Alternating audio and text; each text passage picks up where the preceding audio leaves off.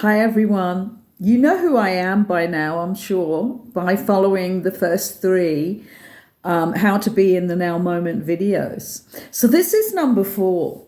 And what I'm going to do first off is tell you about another point of contact that you can make and anchor this exercise into.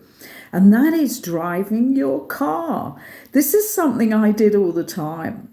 And it's really a good exercise to do to show you just how crazy our mind is, for one thing, because we have to first acknowledge that most of the time before we start to learn to pitch our awareness, our consciousness, and to understand how this awakening journey can happen, and we can become in a different presence and allow ourselves to find out who we really are.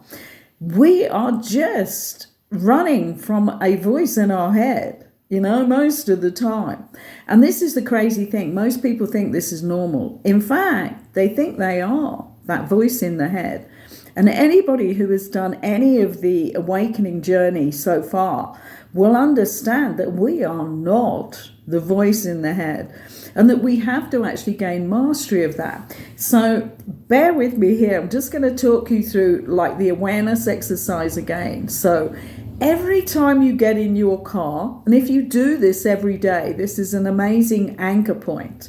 So you go out to your car, you open the door, you get in, you sit down. Now, as you sit down, I want you to become aware of your bottom resting on the seat of the chair, just as we do in the awareness exercise. And then you quickly, with your eyes closed, run through the different points of contact. We're going to feel the air on our face and our hands. We're going to feel our clothes resting on our skin. All of that, done a little bit slower than I'm doing it here. And you're then going to listen to the sounds immediately around you. You're not going to label them. You're not going to judge them.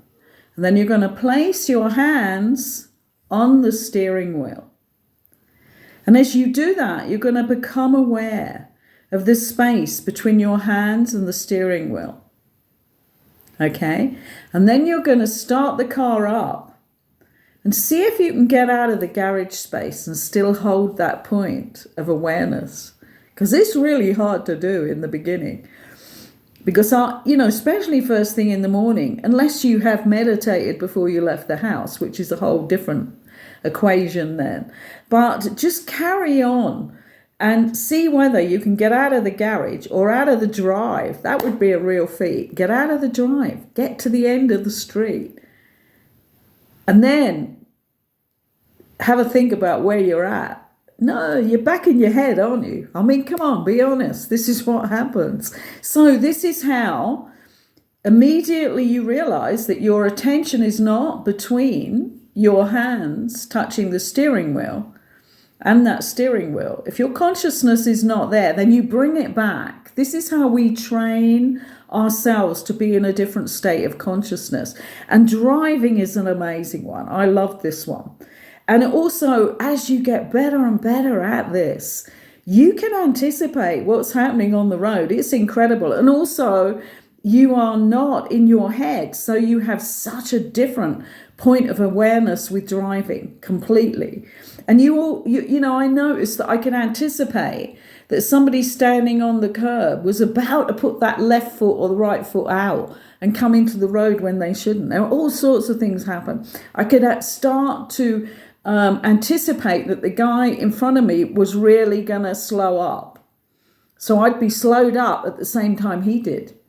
It's like that. Think about the safety of this. It's amazing. And also, the journey goes so much faster. You wouldn't think it would you? Unless you're thinking and occupying your time. No, it's the other way around. This is like being in a different state of being. It is being in a different state of being. And what I learned to do, I got this really off to a T in the end, and it was one of my major anchor points was driving. And then what I did was I started to, and we had been told this at the mystery school that I went to, I started to pitch my awareness between the wheels of the car and the road. And if I was on my own and I didn't have to talk to anybody and doing a long journey, I could do this and take that journey like a rally driver. It was amazing to do that. And this is a really interesting thing, like on a long journey. Just think how many times your mind in the beginning is going to go off. You know, your mind's going to go back to what it knows and come out of the state of the now moment, and it's going to be into the thoughts in your head. Oh, this is taking a long time. Oh, I'm now hungry. You know, all the stuff that comes out that's in that software, and all that voice in your head is out of control software of all the things you've been taught, all the things you've done in your life, all the memories you have, and all the things you've thought before. It's the software that you need to have in a safe place inside you in order to work things out sometimes. But you ought to be in the state where you call that into action. That comes a bit further down on the journey, because we need to get you also into the meditation where you're taking 10 minutes in the morning, 10 minutes in the evening, hopefully 15 minutes. It's much better. 15 minutes in the morning. I'm reluctant to say that because people are so into like doing other stuff in their lives that they don't concentrate on how we live and how much better this can be. And we're not taught any of this in school, are we? So we're not taught this as part of our education from our parents or our best friends or whatever. I'm teaching you now how to have that best life, but in a completely different way than all those financial gurus out there who think it's all about money and are learning right now that it isn't, because this is not going to be the way in the future. But anyway, back to our point. So we're keyed now, you know, possibly not just into between our hands and the steering wheel, but we're on that road. We're in that. And it's such a joyful state.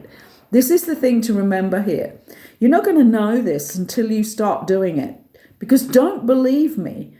Do it by doing it yourself, and then you're going to come back and say, oh my God, this works, you know, because you can be totally enjoy.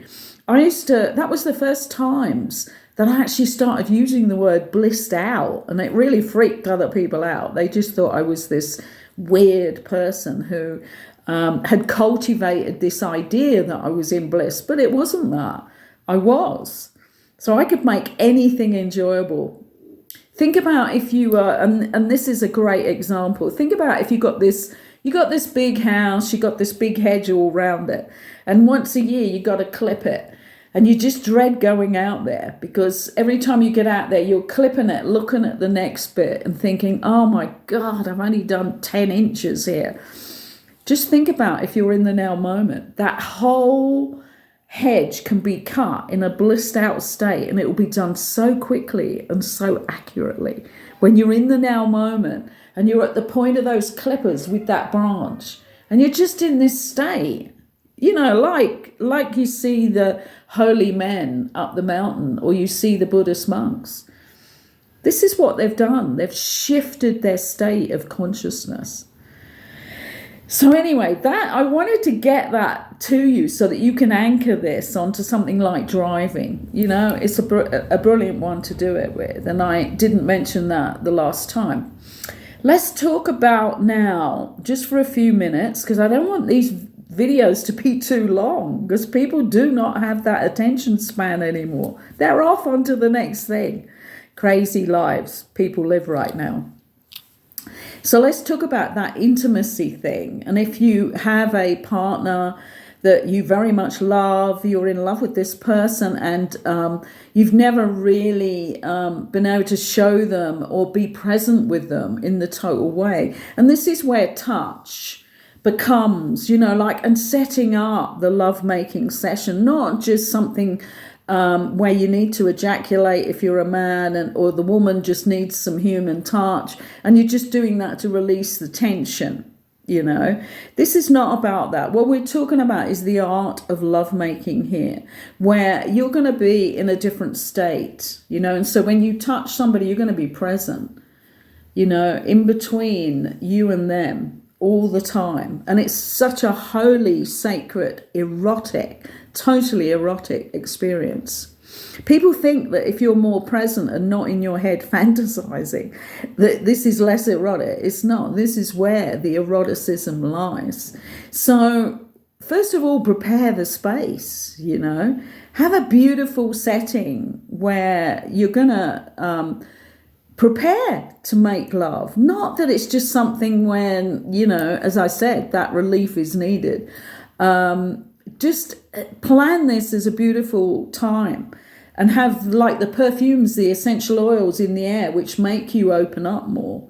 All sorts of different ones. Look those up because there's beautiful fragrances that can really make you come into the now moment. Frankincense is a good one for, different mind experiences. Also things like patchouli and geranium is a beautiful heart one. And rose, obviously rose, because it opens our heart. But have that beautiful space. This isn't about sex for the people who cannot open up really, and so it is really just sex. We're talking here about making love, so that every movement is the having that connection with that person.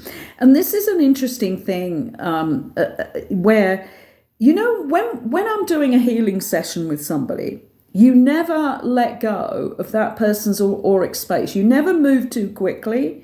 And you never move too far away, because otherwise you get a jolt into the field. And this is a really good thing to remember when you're making love, is do not come out of that field, okay? And always stay connected so that you never take every part of your body from that person's. And there's something really vital about this, and it is breaking the energetic auric closed circuit that you begin to form. And if you come away too drastically, I had some information come back from past life, and I had one relationship that was very short-lived that brought back a lot of information, and both of us were very shocked at the time because the making love was totally different. And one of the things that happened was the intense feeling of connection. And later on, years down the line, when I started channeling information, and it was about the fact that there was a time, like the golden age that we don't remember much from, where everything was tuned in. Maybe it was Atlantis, I don't know. None of us really truly know. I know I had lives in Atlantis. I remember some of them. But I don't know whether this was part of that, because this came through in a separate channeling. But we actually had gold bangles, right? And they were connected. There was 2 bangles. And this makes me think of those crazy stuff that people do now with handcuffs, have people handcuffs to bed. And this is not part of a holy, sacred lovemaking session. This is about somebody needing to have control. And so people have got into that. It's gone so far out of the sacred sexuality. But what I saw, and I thought, oh my God, did that come from that and then get so distorted? I actually saw that I was with a partner in a past life, and we had gold bangles and they were interlinked. And we both had them on the one side, okay? So we had maybe both. What would it have been? Would it have been the left and the left? I can't even think about that now. It would take too long on this video. But we were connected so that we never lost the connection in the auric space. It really made me think about the experience I had when a past life came back for me and this man that I was involved with at this time. And it really, that relationship, because it was such a connection, connected me to our past life and really pushed me into the next stages of my own life, even though he went away and left the country. It was really an incredible experience, but I was already conscious enough, meditating. I'd already been to the mystery school and done all these exercises and things. So I was able to take the information from that event and move on with it. He didn't do the same. He was very closed to what happened, and I think he just shut the whole thing down. But for me, the remembrance of this bracelet that connected to the auric field. So I've been able to teach many people that since. Anyway, so this is looking at your intimacy in a different way. Even when you come home from work and you put your arm around your partner and greet them, just be, if you use this as an anchor point with that person, this will help you with these stages of being in the now moment in your life forever. Just anchor it on your partner so that every time you go near them, you remember, because don't forget, it only takes 21 days to build that memory in our body of what we want to do when we approach that person. So good luck with all this, and just be present with these exercises and do them. Don't just listen to me speaking about them. Do them. Have them as practices in your life. It's no good as a theory. This is all practice in action. Thank you for listening. Bye for now.